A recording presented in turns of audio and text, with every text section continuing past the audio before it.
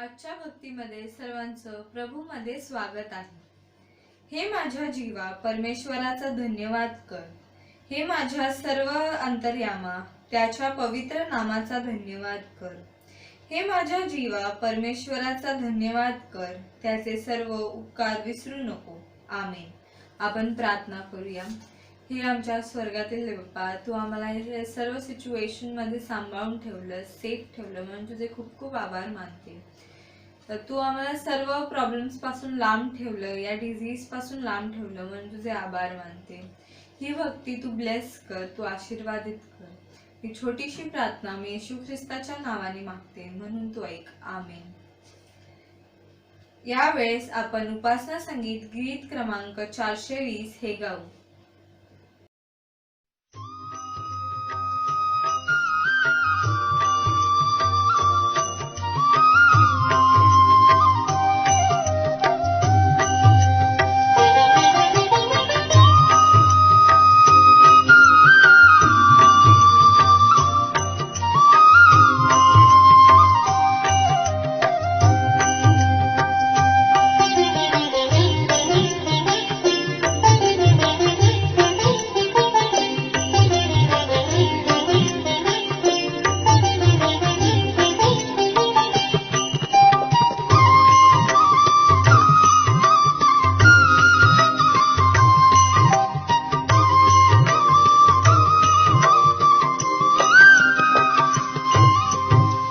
सुंदर देऊळ, सुंदर देऊळ, हृदय हे माझे इथेच विराजे.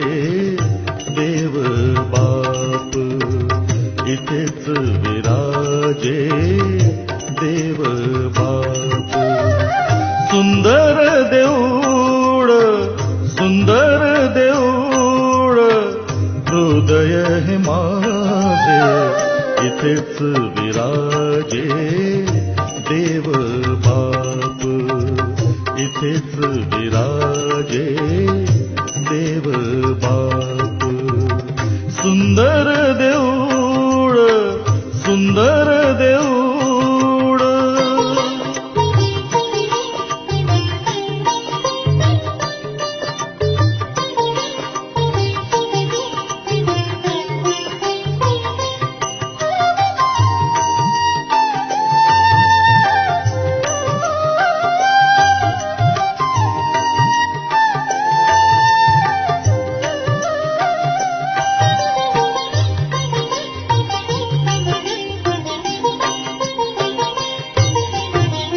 समक्षता त्याची राखी शुद्ध ह्याला. समक्षता त्याची राखी शुद्ध ह्याला.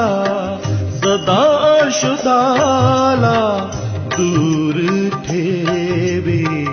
इथेच विराजे. देव बाप इथेच विराजे. देव बाप. सुंदर देऊळ, सुंदर देऊळ.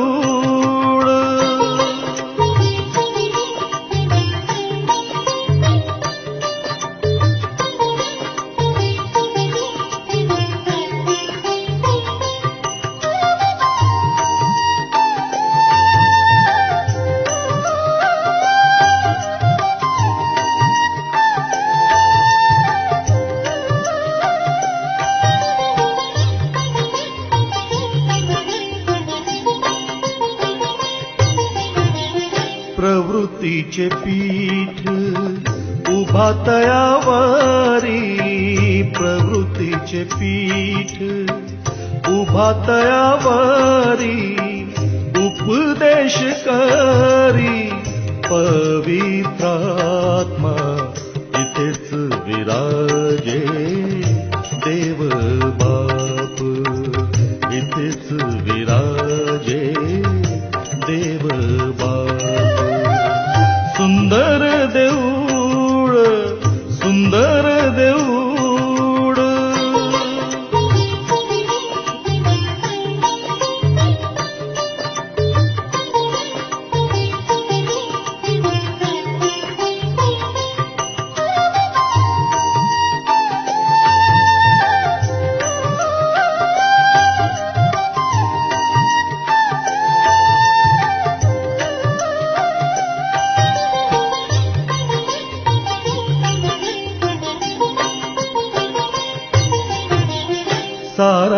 येशू ख्रिस्त भरुनी उरला सारा येशू ख्रिस्त भरुनी उरला आता ह्या देऊळ भये कैचे इथेच विराजे देव बाप इथेच विराजे देव बाप सुंदर देऊळ सुंदर देऊळ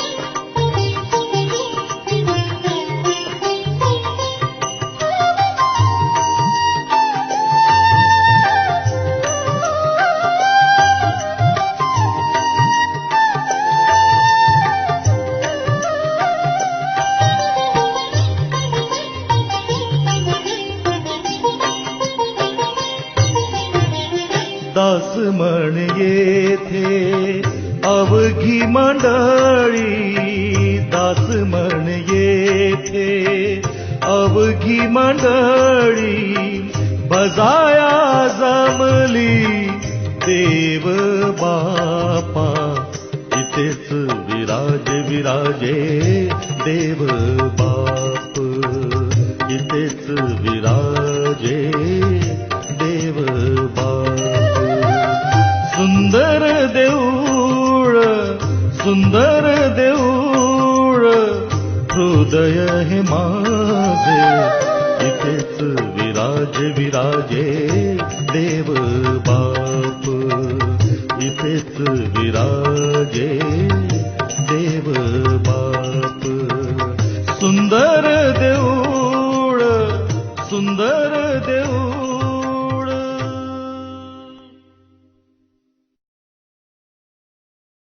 आता आपण सर्व मिळून प्रेषितांचा मतांगीकार म्हणून आपला विश्वास प्रकट करूया. सर्व समर्थ देवजो पिता, आकाश आणि पृथ्वी यांचा उत्पन्न करणारा येशू ख्रिस्त याचा एकुलता एक पुत्र आमचा प्रभू, जो पवित्र आत्म्याच्या योगाने गर्भरूप झाला, कुमारी मरियाईस पासून जन्मास आला, ज्याने पंत पिलात्याच्या वेळेस दुःख भोगिले, ज्याला वधस्तंभी दिले, जो मरण पावला व ज्याला पुरिले, तिसऱ्या दिवशी मेलेल्यांतून पुन्हा उठला, स्वर्गात चढला आणि सर्व शक्तिमान देव जो पिता त्याच्या उजवीकडे बसला आहे, तेथून जिवंतांचा व मेलेल्यांचा न्याय करावयास जो येणार आहे, त्याविषयी मी विश्वास धरते. पवित्र आत्मा, पवित्र सार्वत्रिक मंडळी, पवित्रांची सहभागिता, पापांची क्षमा, देहाचे पुनरुत्थान आणि सनातन जीवन याविषयी मी विश्वास धरते. आमेन. यावेळेस मी आपल्या माननीय पाळक साहेबांना विनंती करते की त्यांनी आपल्यासाठी मध्यस्थीची प्रार्थना करावी. प्रार्थना करूया.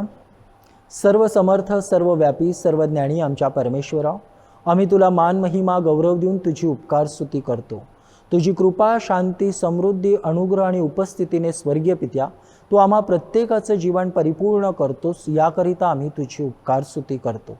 आम्ही विशेष करून प्रार्थना करतो परमेश्वरा, प्रत्येक उपासकाला तू आशीर्वादित करावं. प्रत्येकाच्या प्रत्येक गरजा तुझ्या दैवी कृपासागरामध्ये परमेश्वरा तू स्वतः पूर्ण कराव्या. आम्ही विशेष करून त्या कुटुंबाचं स्मरण करतो परमेश्वरा, ज्यांनी आपले प्रियजन ह्याच्यामध्ये दगावले आहेत. आम्ही प्रार्थना करतो त्यांचं तू सांत्वन करावं. त्यांच्या कुटुंबामध्ये निर्माण झालेली पोकळी तुझ्या उपस्थितीने तू भरून काढावी. तद्वतच परमेश्वरा, जे या महामारीपासून बाधित आहे त्या प्रत्येकाला उत्तम आरोग्य देत असताना तुझं वचन हे त्यांच्या देहाला आरोग्य आणि हाडांना सत्व असावं अशी कृपा कर. आम्हाला कोणालाही परमेश्वरा ह्या महामारीचा संसर्ग होऊ नये, कारण तू तुझ्या पवित्र ग्रंथामध्ये म्हणाला, ज्या दाराच्या कपाळपट्टीवर कोकराचं रक्त असेल तेथे मृत्यू ओशाळेल. आणि साक्षात प्रभू येशू ख्रिस्ता, तुझं रक्त हे आमच्या मस्तकी आहे. तू आमचा तारणारा आहे. तू आम्हाला म्हणतो की तू आमच्यासह असल्यास आम्हाला प्रत्येक गोष्ट शक्य आहे. म्हणून आम्ही प्रार्थना करतो परमेश्वरा, प्रत्येकाला विशेष प्रकारे तू आशीर्वादित करावं, प्रत्येकाचं तू रक्षण करावं, प्रत्येकाचं तू मार्गदर्शन करावं. आणि विशेष करून आम्ही स्मरण करतो प्रार्थनेमध्ये प्रत्येक डॉक्टर, नर्स आणि जे हॉस्पिटलमध्ये परमेश्वरा मेडिकल फॅटर्निटी आहे, मिनियल स्टाफ आहे, यांच्याकरिता आम्ही पोलीस आणि डिफेन्स पर्सनलकरिता प्रार्थना करतो परमेश्वरा. आम्ही ट्रान्सपोर्टर्स आणि आणि शेतकऱ्यांकरिता प्रार्थना करतो, जे परमेश्वरा अत्यावश्यक सेवेमध्ये योगदान करतात. ह्यांची विशेष प्रकारे तू काळजी घ्यावी, ह्यांची सेवा आशीर्वादित करावी, ईश्वर मान्य करावी आणि त्यांच्या कौटुंबिक गरजा तू पूर्ण कराव्या अशी आम्ही प्रार्थना करतो.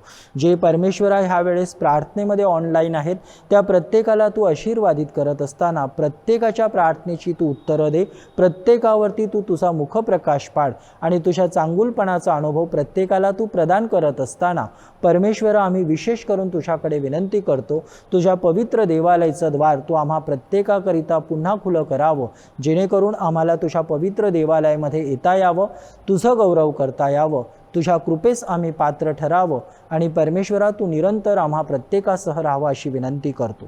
सर्व मान महिमा गौरव तुला देऊन सर्व विनंत्या स्वर्गीय पित्या प्रभू येशू ख्रिस्ताच्या गोड आणि प्रिय नावाने पवित्र आत्म्याच्या सामर्थ्यात तुला सादर करतो. ऐक आणि मान्य कर. आमेन. यावेळेस आपल्याला Vishal Kadam uncle praise and worship मध्ये लीड करतील. Praise the lord. चलिए आइए स्तुति आराधना के लिए बहुत ही प्यारा सा गीत लेते हैं और हम सब मिलकर इस गीत को गाते हैं.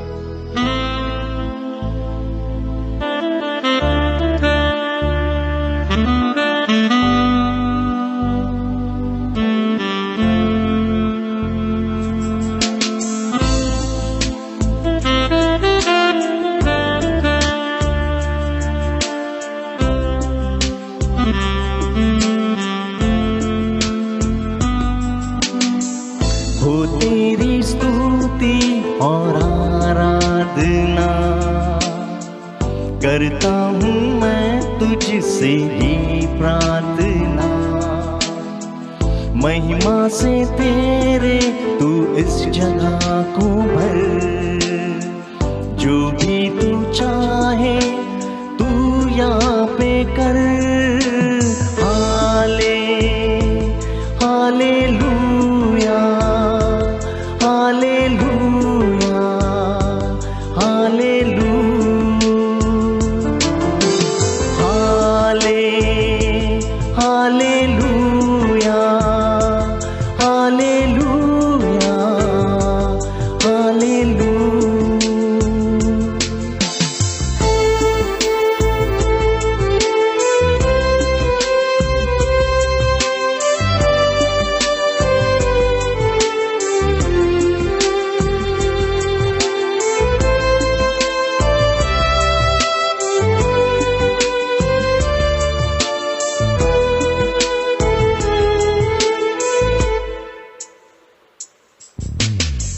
करुणा से तेरे नया दिन दिखाता है, ढाल बनकर मेरी तू मुझे बचाता है. जब मैं पुकारूं तू दौड़ आता है, जब मैं गिरूं मुझे उठाता है. हाले हालेलुया हालेलुया हालेलुया हाले hallelujah hallelujah hallelujah.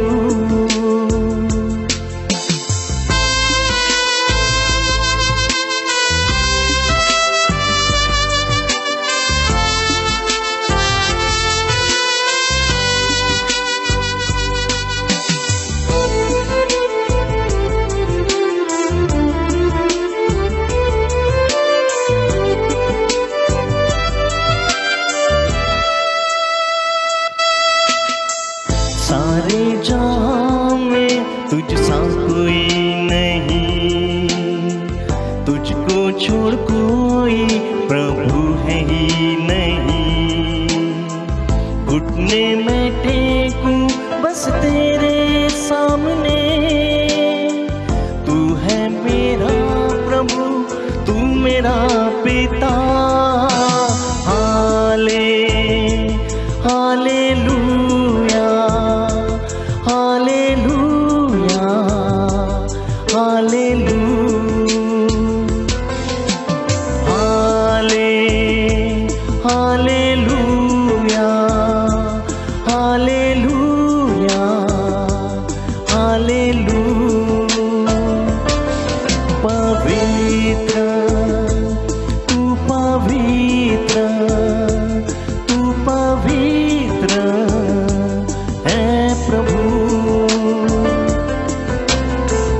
praise you, oh my oh Lord.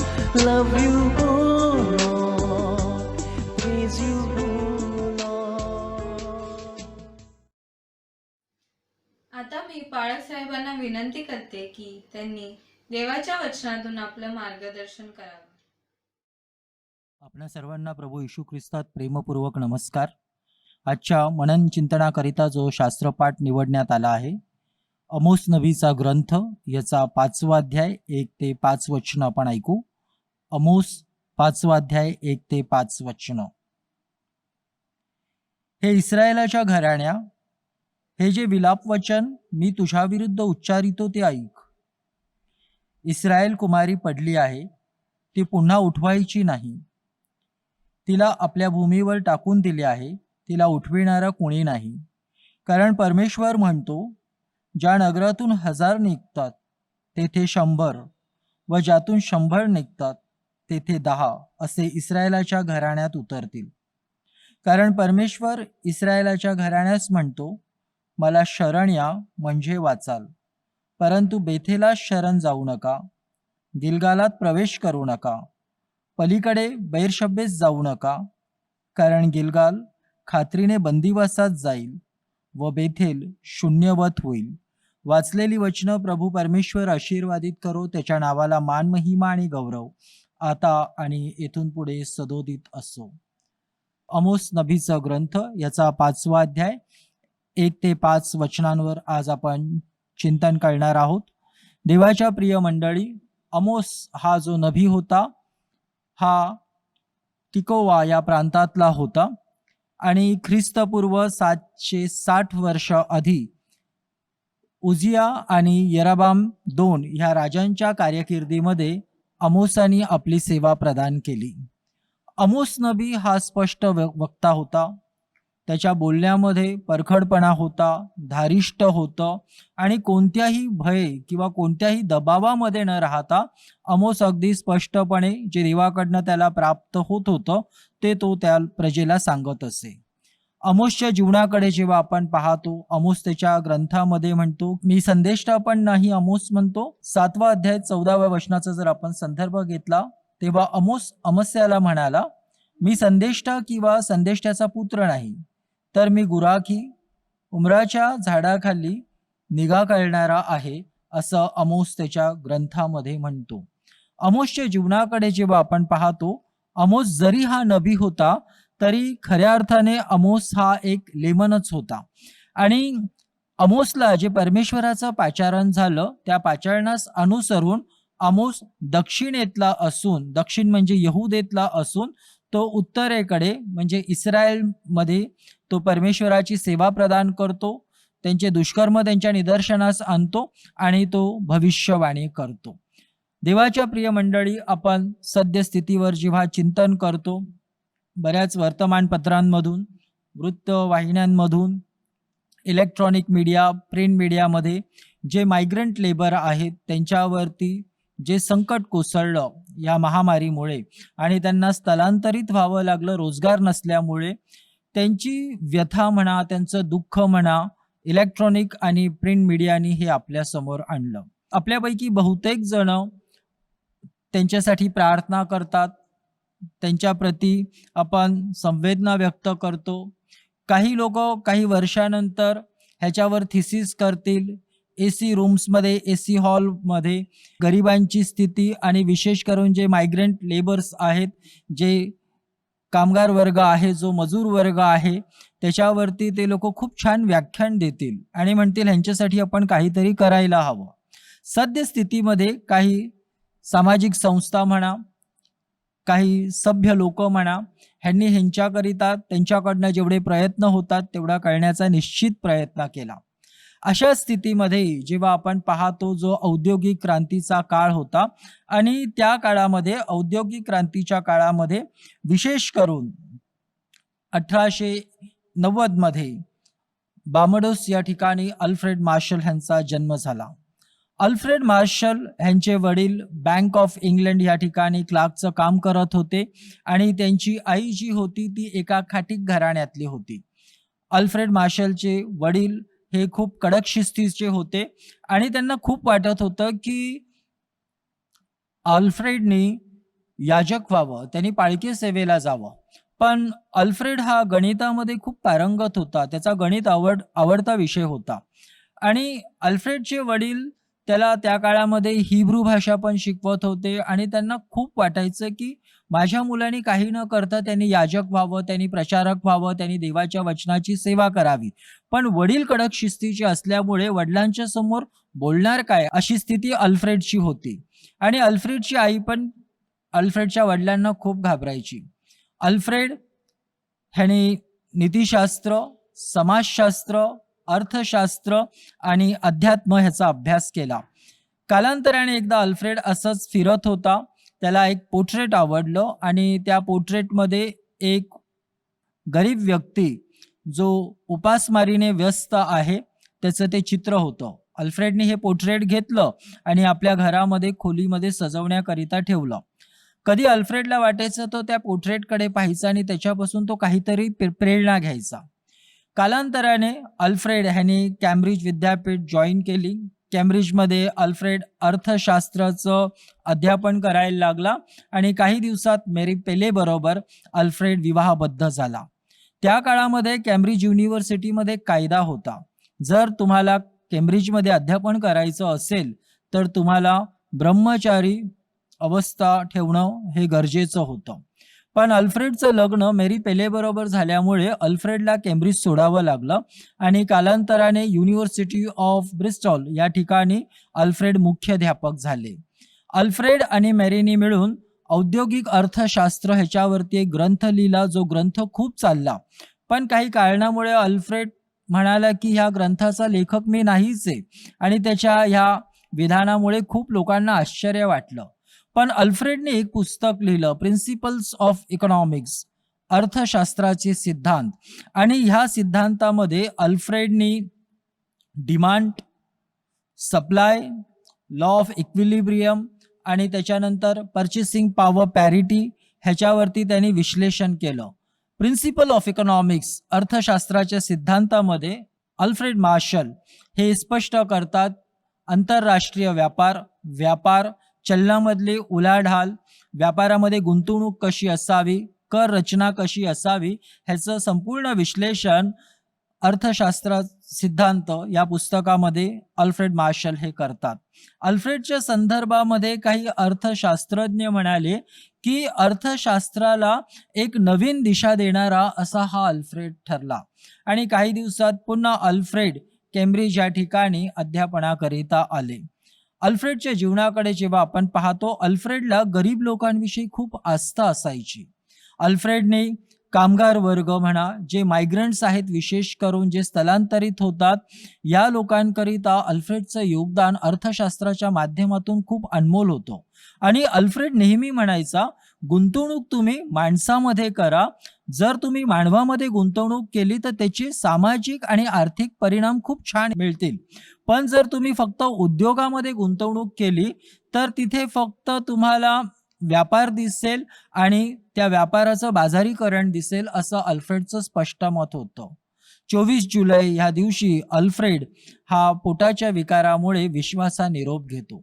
पण अल्फ्रेड मार्शलचं जे विश्वाला योगदान होतं, जे समाजाला योगदान होतं, त्याचं स्मरण अद्याप लोक करतात. अल्फ्रेडच्या नावाच्या स्मरणामध्ये, किंवा काही लोक म्हणतात अल्फ्रेडमुळेच म्हणा, कॅम्ब्रिज ह्या ठिकाणी अर्थशास्त्र जो आहे त्याला प्रामुख्याने त्यांच्या सिलेबाईमध्ये म्हणा किंवा एक दालन म्हणा ते सुरू करण्यात आलं. देवाच्या प्रिय मंडळी, ख्रिस्तपूर्व 760 वर्षाआधी उजिया आणि यराबाम 2 या राजांच्या कारकिर्दीमध्ये आमोस हा एक नबी होऊन गेला. आमोस त्याच्या ग्रंथामध्ये मी सुरुवातीला सांगितल्याप्रमाणे तो म्हणतो की मी संदेष्ट्याचा पुत्र नाही, मी संदेष्टा पण नाही, मी प्रचारक नाही, मी याजक नाही, तर आमोस हा एक मेंढपाळ पण होता आणि आमोस हा एक शेतकरी पण होता. आमोसचं काम होतं, तो जे मेंढरं आहेत त्यांची जी लोकर आहे, त्यांचं जे वूल आहे ते तो वेगवेगळ्या ठिकाणी जाऊन विकत असते. आणि जसा ऋतू बदलला तसा आमोस मग शेती करत असे. आणि ह्या संपूर्ण प्रवासामध्ये आमोसचं जे समाजासंदर्भामध्ये त्याचं जे सामाजिक ज्ञान होतं, सतत प्रवास केल्यामुळे त्याला समाजाप्रती आदर निर्माण झाला, समाजाप्रती आस्था निर्माण झाली, समाज तो जवळून ओळखायला लागला. आणि हे करत असताना त्यांनी पाहिलं उत्तरेमध्ये जो इस्रायल आहे तो अशूर त्यावेळेस जे राष्ट्र होतं, अशूरचं नेतृत्व त्यावेळेस दुर्दैवाने काही कुकंवत नेतृत्व गुणाची लोक किंवा राष्ट्र करत होते, अशी अवस्था अशूरची होती.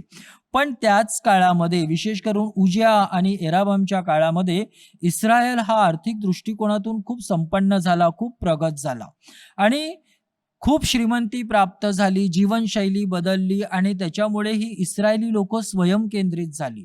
त्यांचा स्वयंकेंद्रितपणा एवढा होता की ज्या लोकांना ह्यांनी रेंटवरती त्यांचं शेत दिलं, पाऊस पडो अथवा न पडो, पीक येऊ अथवा न येऊ, ही लोक त्या लोकांना टेनेंट्सला म्हणायची की त्या शेतामधून उत्पन्न मिळतं नाही मिळतं हा तुमचा वैयक्तिक प्रश्न आहे, पण तुम्ही आम्हाला त्याचं रेंट देणं हे गरजेचं आहे, त्या शेताचं त्या घराचं भाडं देणं गरजेचं आहे.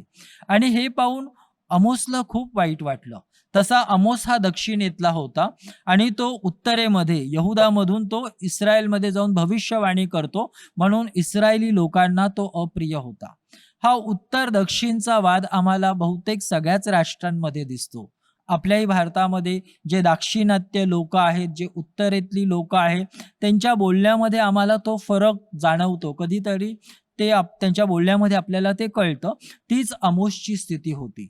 परमेश्वराचं पाचारण जेव्हा आमोसला झालं तेव्हा आमोसने त्याचा व्यवसाय सोडला आणि आमोस जो होता हा विशेष करून एलिया आणि योना नबी यांच्या तालिमीमध्ये शिकला होता. एलिया जो होता कर्मेल पर्वतावरती त्यांनी अहाब आणि जिजबेल जे आहेत ह्यांचे जे नबी ह्यांचा केलेला पडाव तो आम्हाला कर्मेल पर्वतावर दिसतो. आणि जिजबेलने निवडलेले जे नबी आहे कर्मेल पर्वतावर जे अर्पण आहे आणि त्या अर्पणामध्ये एलियाने दाखवलेला परमेश्वरावरती जो सर्वोच्च विश्वास होता, जी सर्वोच्च कृती होती, त्याच्यामुळे परमेश्वराने एलियाच्या अर्पणाचं स्मरण करून ते ग्रहण केलं, ते मान्य केलं. योनाकडे जेव्हा आपण पाहतो त्या काळामध्ये अशूर हे सगळ्यात बलशाली राष्ट्र, अशूरची राजधानी निनवे आणि निनवेच्या लोकांकडे जायचं आणि निनवेच्या लोकांना, निनवेच्या प्रजेला त्यांची पातकं, त्यांच्या चुका दाखवायच्या ह्याच्याकरिता खूप मोठं धारिष्ट लागत होतं. म्हणून निनवेला जेव्हा परमेश्वराने योनाला जायला लावलं तेव्हा योना प्रथमतः निनवेला नाही जात, पण नंतर त्याच्या आयुष्यामध्ये घटना घडते आणि तो निनवेला जातो. निनवेला गेल्यानंतर तो अगदी परखडपणे परमेश्वराच्या आत्मिक सामर्थ्याने बोलतो. ह्या दोन महान नबीच्या तालिमीमध्ये तयार झालेला हा आमोस होता, त्यांचा प्रभाव त्याच्यावर होता. म्हणून आमोसाकडे जी परमेश्वरा संदर्भामध्ये श्रद्धा होती, जो विश्वास होता, जी इच्छाशक्ती होती, त्या बळावर जेव्हा यहोवा परमेश्वर त्याला सेवेस पाचारण करतो, तो दक्षिणेमधून जाऊन तो उत्तरेमध्ये तिथल्या लोकांना, इस्रायली लोकांना त्यांचे दुष्कर्म दाखवतो. तो म्हणतो की तुम्ही जे धर्माचा बाजार मांडला, जे तुम्ही दांभिकपण दाखवतात, त्याचा परमेश्वराला वीट आला आहे. तुमच्या पापी वृत्तीचा, तुमच्या जीवनशैलीचा परमेश्वराला वीट आला आहे. तर तुम्ही समाजामध्ये न्यायाने वागा, तुम्ही नीतीने राहा, तुम्ही आवडीने दया करा, तुम्ही कोणाला विनाकारण वेठीस धरू नका, असं आमोस इस्रायली लोकांना सांगत होता. आणि ते त्यांना अमान्य होतं, कारण तो त्यांच्यापैकी एक नव्हता. देवाच्या प्रिय मंडळी, पण आमोस एक गोष्ट स्पष्ट करतो त्याच्या भविष्यवाणीमध्ये, परमेश्वर हा विश्वाचा परमेश्वर आहे, तो एका विशिष्ट राष्ट्राचा परमेश्वर नाही.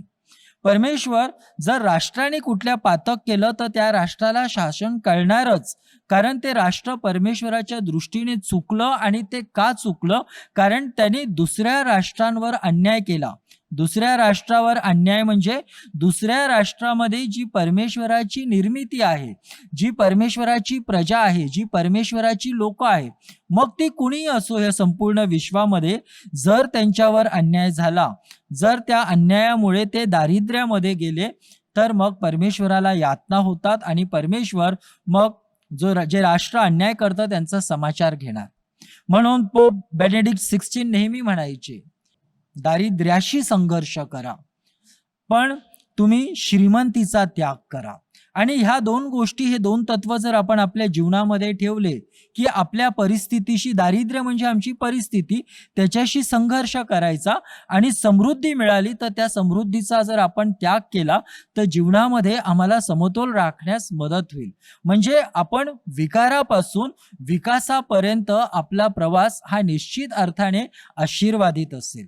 जॉन वेस्ली पण म्हणायचे, जेवढं शक्य आहे तेवढं मिळवण्याचा प्रयत्न करा, जेवढं शक्य आहे तेवढं बचत करण्याचा तुम्ही प्रयत्न करा, आणि जेवढं शक्य आहे तेवढं देण्याचा देखील तुम्ही प्रयत्न करा. खूप छान म्हणायचे John Wesley, gain all that you can, save all that you can, and give all that you can. आपण जेव्हा आमोसकडे पाहतो, आमोस आजच्या भाषेमध्ये, अलीकडच्या म्हणजे सद्य परिस्थितीमध्ये आमोस एक लेमन होता. आमोसकडे जेव्हा पाहतो, परमेश्वराचं पाचारण जसं आमोसला होतं तसं तुम्हा प्रत्येकाला आहे. तुम्हा प्रत्येकाला पाचारण आहे, कारण परमेश्वर त्याच्या ग्रंथामध्ये म्हणतो, तुम्ही देवाचे निवडलेले पवित्र राजकीय याजकगण आहात, जे तुम्ही पूर्वी नव्हता. मत्तई देखील हा एक लेवी होता, एक लेमन होता. परमेश्वराचं जेव्हा मत्तईला पाचारण झालं, मत्तयाने त्याचा रोजगार सोडला आणि तो परमेश्वराचा, प्रभू येशू ख्रिस्ताचा अनुयायी झाला, त्याचा शिष्य झाला. आमोसला जेव्हा यहोवा परमेश्वराचं पाचारण प्राप्त झालं, आमोसाने आपला व्यवसाय सोडला आणि तो परमेश्वराच्या गौरवाकरिता तो एक नभी झाला. पण जेव्हा आपण अल्फ्रेड मार्शलकडे पाहतो, त्याच्या वडिलांची किती इच्छा असली की त्यांनी प्रचारक व्हावं, धर्मोपदेशक व्हावं, एक याजक व्हावं, पण मार्शलची ती इच्छा नव्हती.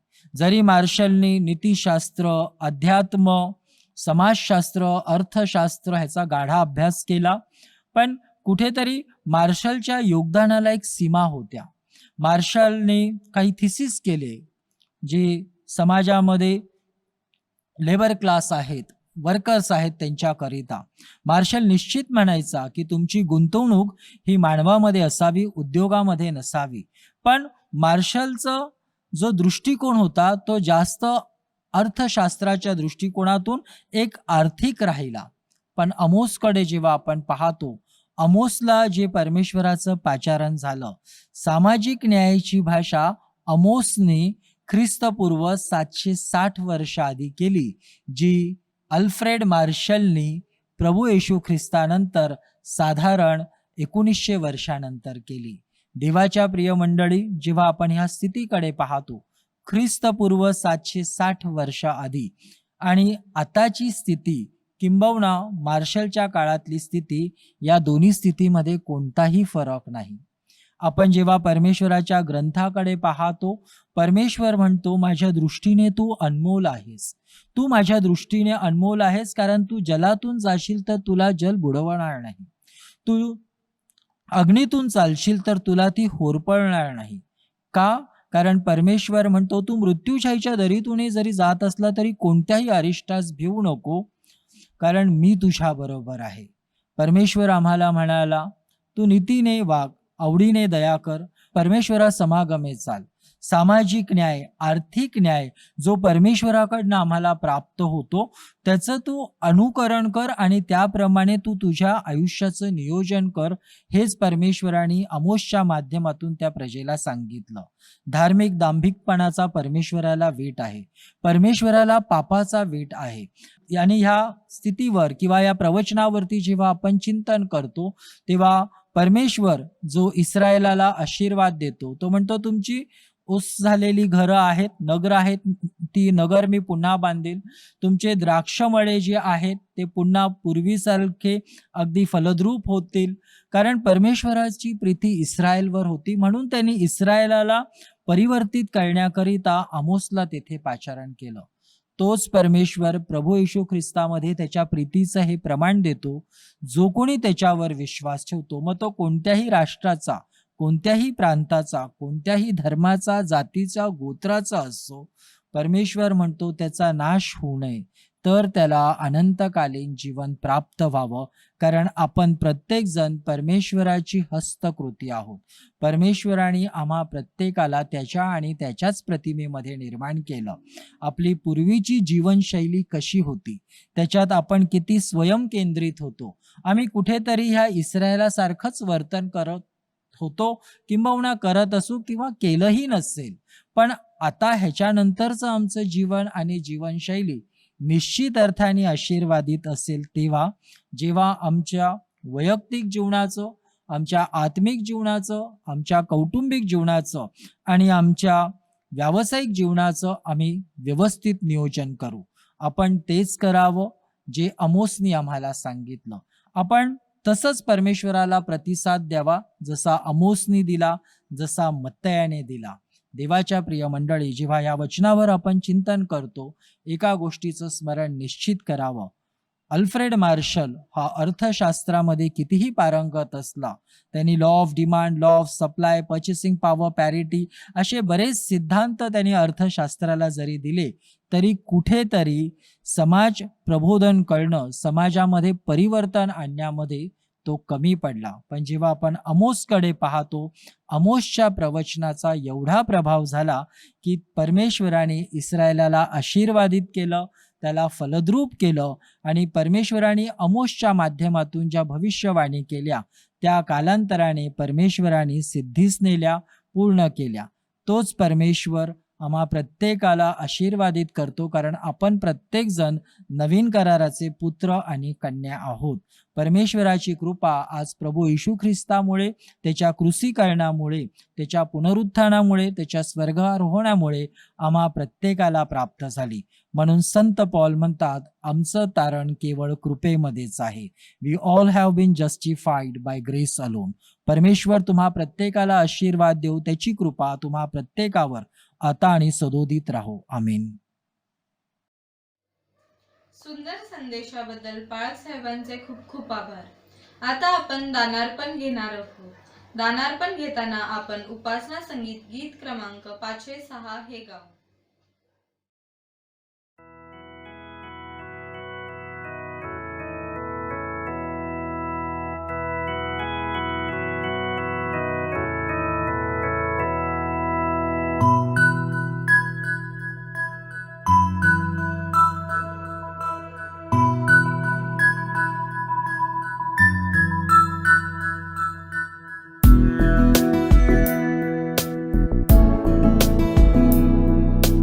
तन मन धन प्रभु तव चरणी, तन मन धन प्रभु तव चरणी.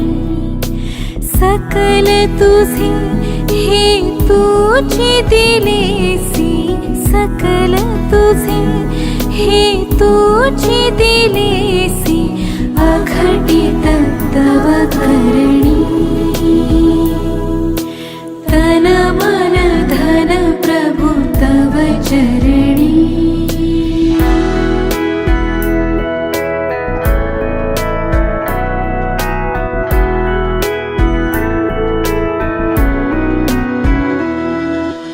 माझे हे ते मीच मिळविले, समजतसे अभिमाने पूर्वी, समजतसे अभिमाने पूर्वी. आता खेद मनी, तन मन धन प्रभु तव चरणी.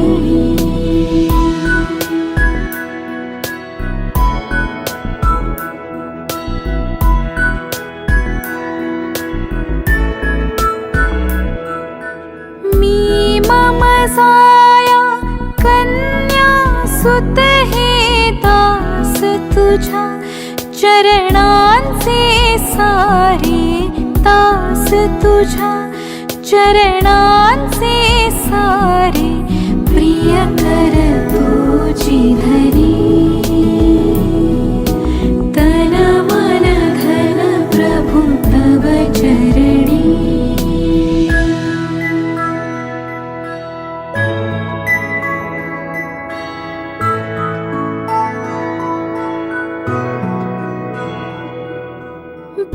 हित विचार हि हर मम करणे अवलंबे इच्छेवर तव अवलंबे इच्छेवर तव करितो मन धरणी तन मन धन प्रभु तव चरणी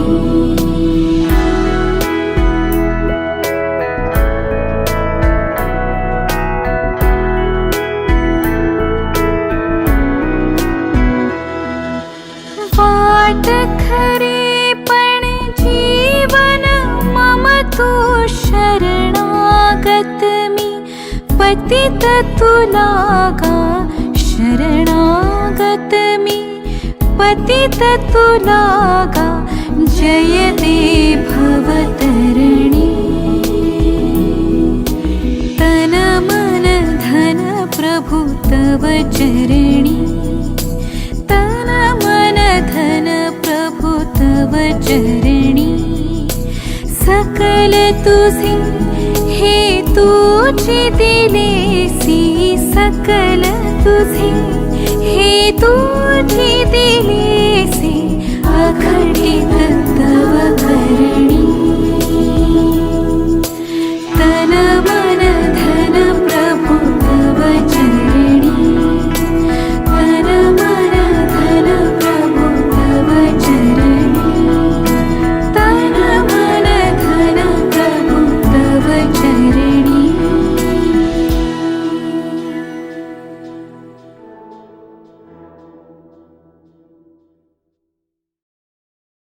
त्यावेळेस आपण दानावर आशीर्वाद घेऊ. हे आमच्या स्वर्गातील पित्या, या दानावर तुझा आशीर्वाद दे. ज्यांनी कोणी दान दिलं आहे त्यांना तू आशीर्वादित कर. जे कोणी दान देऊ शकले नाही त्यांना सुद्धा तू ब्लेस कर. हे दान तुझ्या राज्याच्या उपयोगासाठी करून घे. ही छोटीशी प्रार्थना मी येशू ख्रिस्ताच्या नावाने मागते, म्हणून तू ऐक. आमेन. यावेळेस प्रभू भोजनाचा पवित्र विधी होईल.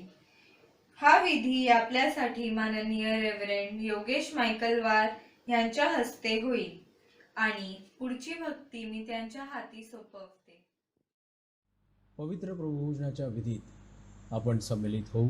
प्रभुभोजन, ज्याला आपण पवित्र सहभागिता देखील म्हणतो, हा विधी करण्याची पद्धती आपल्या विधीच्या पुस्तकात दिलेलीच आहे. जेव्हा आपण प्रभूचा मेज तयार करतो त्यावर एक पांढरे स्वच्छ तागाचे कापड असावे आणि या विधीत द्राक्षांचा निर्भेळ व न आंबलेला रसच घ्यावा. जर आपल्याकडे द्राक्ष उपलब्ध नसतील तर मनुक्यांचा देखील रस आपण तयार करू शकतो किंवा लिंबू पाणी किंवा आपल्या घरात असलेली जी थंड पेय असतील, फ्रूट स्क्वॉश असेल, यापैकी एखादी गोष्ट आपण पदार्थ म्हणून वापरू शकतो. गुडघे टेकून प्रभुभोजनाचा विधी करून घेण्याची आपली रीत आहे. पण कोणाची इच्छा असल्यास बसून किंवा उभे राहूनही भाकर व द्राक्षारस यांचा स्वीकार करायला हरकत नाही. या विधीत सम्मिलित होण्यापूर्वी आपण उपासना संगीतातून 137 हे गीत याचं पहिलं आणि शेवटचं कडवं गाऊ.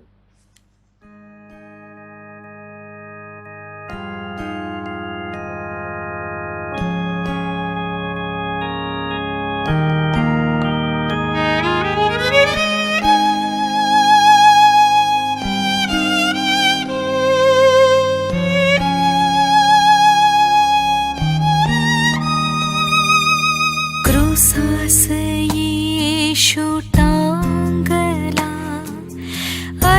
अर्पिलेला कोकरा, स्तवू त्या स्तुत्य येशूला, अर्पिलेला कोकरा, अत्यंत प्रिय कोकरा, हे येशू नाम हो मधुर, ऐकूनी वाहे प्रेमपूर,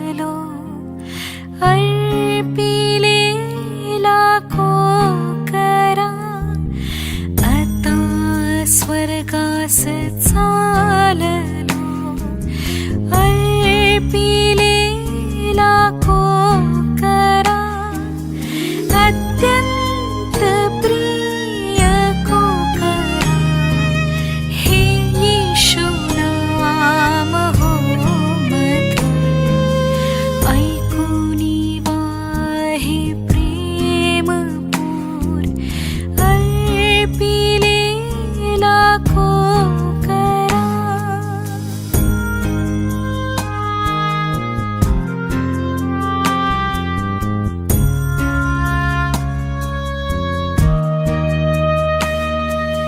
ही सारी दुःखे संपुनी अर्पिलेला को करा सदा स्तवीन गाऊनी अर्पिलेला को करा अत्यंत प्रिय को करा हे येशू नाम हो मधुर ऐकुनी वाहे प्रेमपूर अर्पिलेला को करा क्रूसास येशू टांगला अर्पिलेला को करा स्तवू त्या स्तुत्य येशूला अर्पिलेला को करा.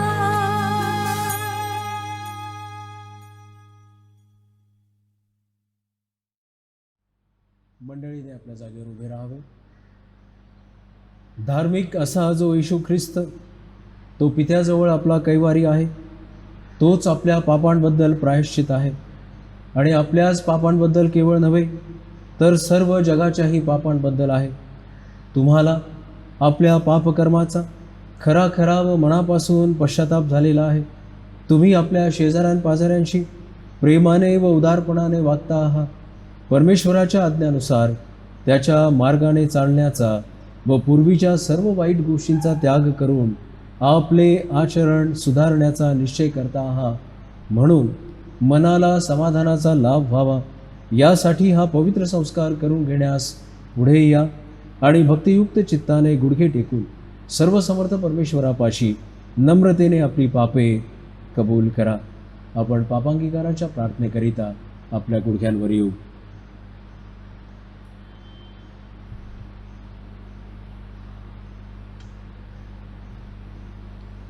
हे सर्वसमर्थ परमेश्वरा, प्रभू येशू ख्रिस्ताच्या पित्या, सर्व वस्तूंच्या उत्पन्नकर्त्या, सर्व मानवांच्या न्यायाधीशा, आम्ही तुझ्यासारख्या दैवी कृपासागराच्या इच्छेबाहेर जाऊन वेळोवेळी कायिक, वाचिक व मानसिक अशी दुष्कृत्ये व पापे अधमपणाने केली. त्यामुळे तुला आमचा सात्विक राग आला व तुझा क्रोधाग्नी भडकला.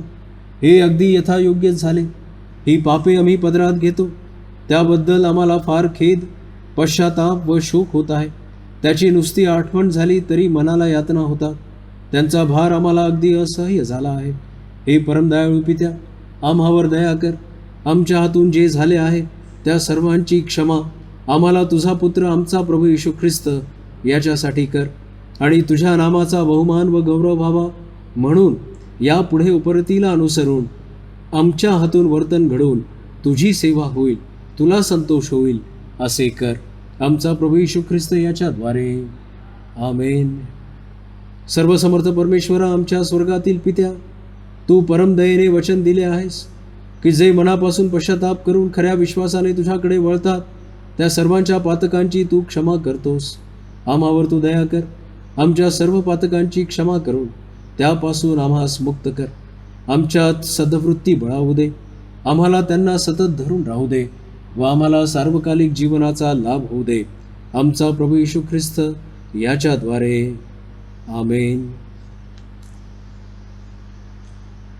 हे दयाळू प्रभू, आम्ही तुझ्या या मेजाजवळ आमच्या नीतिमत्वाचा भरोसा बाळगून येत नाही, पण अनेक वेळा व अनेक प्रकारे आम्हावर झालेल्या तुझ्या मोठ्या करुणेवर भरोसा ठेवून येतो.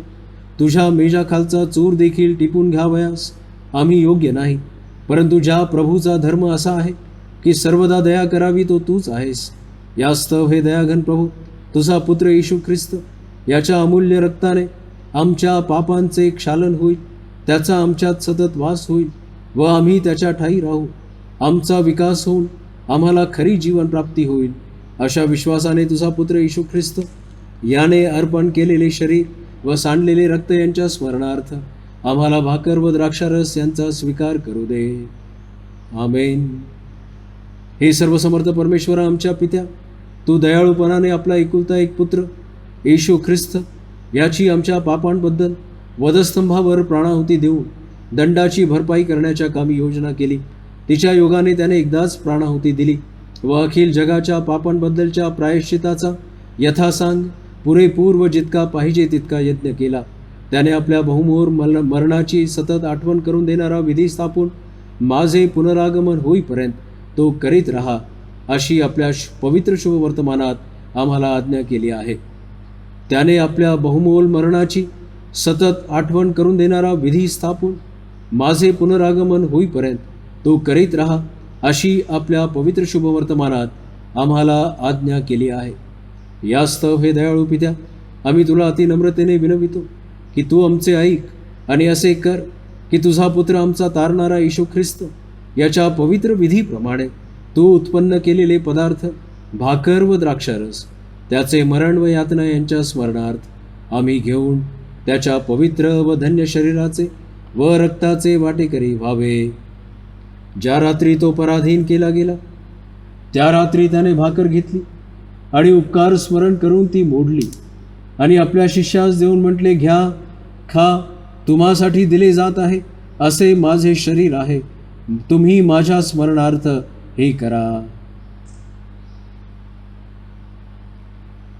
त्याचप्रमाणे भोजन झाल्यावर त्याने पेला घेतला आणि उपकार स्मरण करून त्यास दिला आणि म्हटले, तुम्ही सर्व यातील प्या, कारण पापांच्या क्षमेसाठी तुम्हाकरिता व बहुतांकरिता सांडले जात आहे, असे हे नव्या कराराचे माझे रक्त आहे.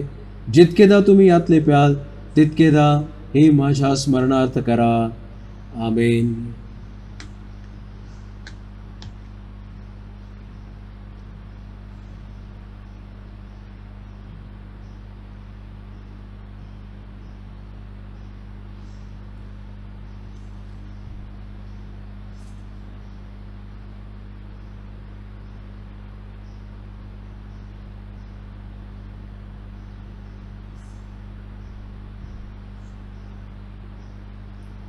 हे प्रभो पवित्र पित्या, सर्व समर्थ सनातन देवा, आम्ही सर्व काळ व सर्वत्र तुझे उपकार स्मरण करावे हे खरोखर उचित आणि आमचे आवश्यक कर्तव्य आहे.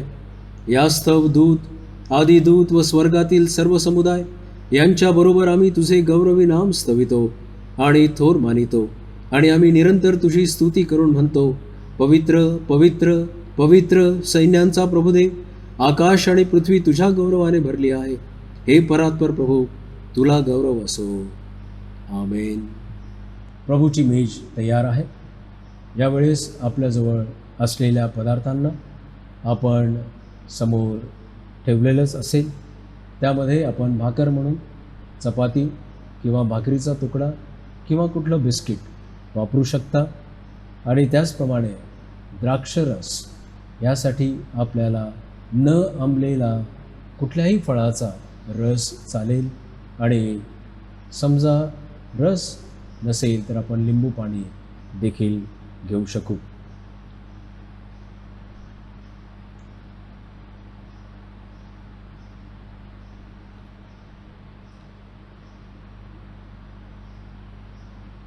आपण भाकर आपल्या हाती घेऊ. आपला प्रभू येशू ख्रिस्त याचे शरीर तुमच्यासाठी दिले गेले, ते तुम्हाला सार्वकालिक जीवनाचा लाभ व्हावा म्हणून तुमच्या जीवात्म्याचे रक्षण करो. ख्रिस्त तुमच्यासाठी मरण पावला, त्याच्या स्मरणार्थ ही घेऊन खा आणि उपकार स्मरण करीत आपल्या हृदयात भाव धरून याच्या योगाने पोषण करून घ्या. आमेन.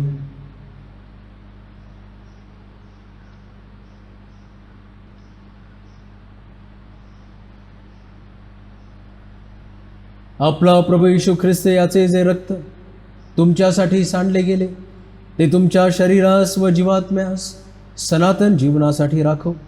ख्रिस्ताचे जे रक्त तुमच्यासाठी सांडले गेले त्याच्या स्मरणार्थ हा प्या व उपकार माना. आमेन.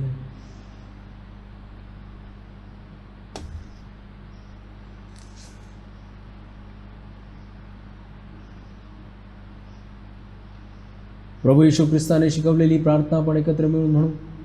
हे आमच्या स्वर्गातील बापा, तुझे नाव पवित्र मानिले जाव, तुझे राज्य येऊ, जसे स्वर्गात तसेच पृथ्वीवरही तुझ्या इच्छेप्रमाणे हो.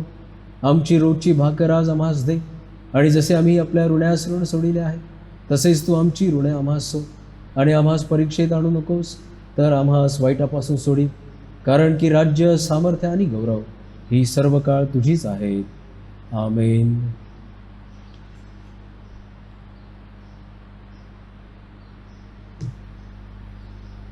हे आमच्या प्रभू व स्वर्गातील पित्या, आम्ही तुझे नम्रदास मनापासून तुला विनंती करीतो की तू आपल्या पितृतुल्य करुणेने आमचा हा स्तवनाचा व उपकार स्मरणाचा यज्ञ स्वीकारून घेण्याची दया कर, आणि आमची परम नम्रतेची विनंती ऐकून असे कर की तुझा पुत्र येशू ख्रिस्त याचे पुण्य व मरण ह्या योगे व त्याच्या रक्तावरच्या श्रद्धेच्या योगे आम्हास व तुझ्या संपूर्ण मंडळीस पातकांची क्षमा व्हावी व त्याच्या यातनांमुळे प्राप्त होणारे सर्व लाभ मिळावे.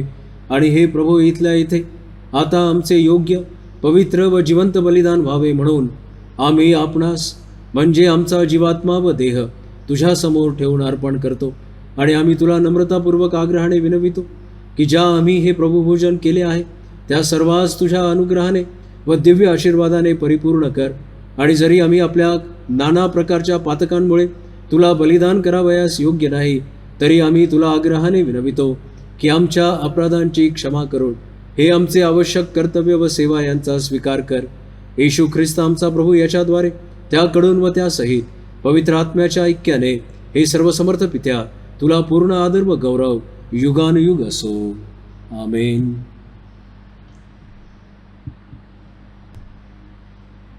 आपण सर्वजण आपल्या जागेवर उभे राहू. परम उंचामध्ये देवाला गौरव आणि पृथ्वीवर शांती आणि माणसांवर प्रसन्नता.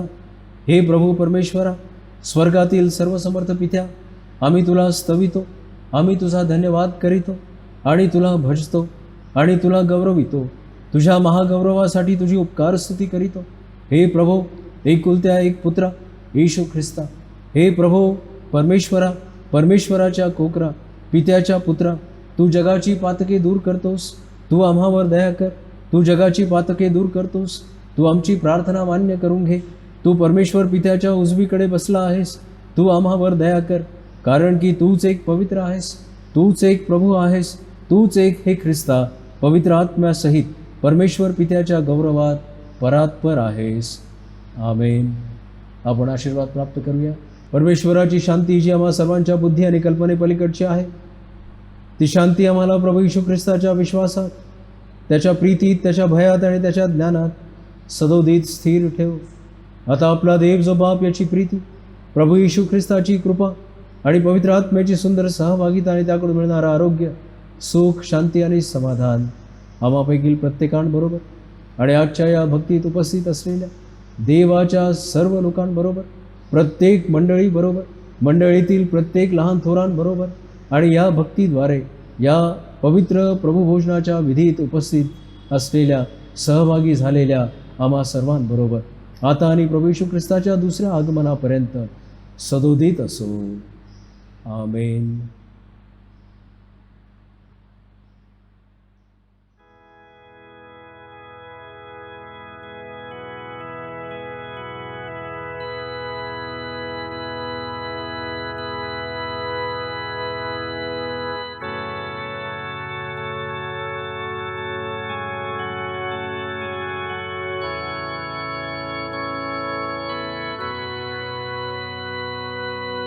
Christ